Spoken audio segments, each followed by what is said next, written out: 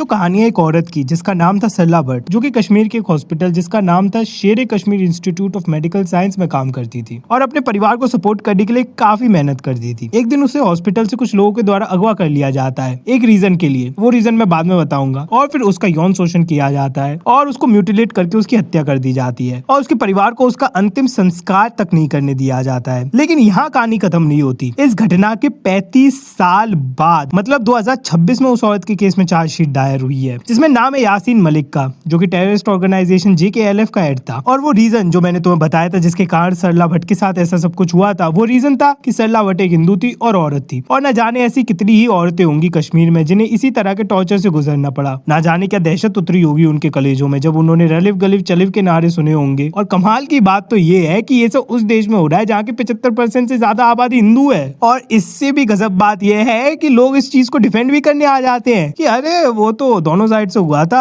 अरे नहीं नहीं, वो तो इकोनॉमिक एंगर निकला था। अरे नहीं नहीं नहीं, वो तो कश्मीर पंडितों ने जुल्म ढा रखा था। खैर, ये कश्मीरी पंडित का जो एक्सोडस था, जो उनको उनके घर से निकाला गया, उनकी महिलाओं के साथ जो गलत काम हुए, इनकी जो जिंदगियां उजाड़ी गई, हमारे देश का एक ऐसा काला चैप्टर है जिसे हमें भूलना तो बिल्कुल नहीं चाहिए और सीखना चाहिए कश्मीरी पंडित से कि कैसे उन्हें अपने घर से इस्लामिस्टों के द्वारा बेघर किए जाने के बाद भी उन्होंने अपनी जिंदगी को वापस स्क्रैच से खड़ा किया और आज एक प्रॉस्पेरस कम्युनिटी है जो कि इंडिया के डेवलपमेंट में बहुत बड़ी कंट्रीब्यूटर है। चाहते तो वो भी इसी चीज का बहाना बना के हथियार उठा सकते थे, but they chose otherwise because they love this country और इस देश को अपनी माँ मानते हैं और चीजें बिल्ड करने में भरोसा रखते हैं, डिस्ट्रॉय करने में नहीं।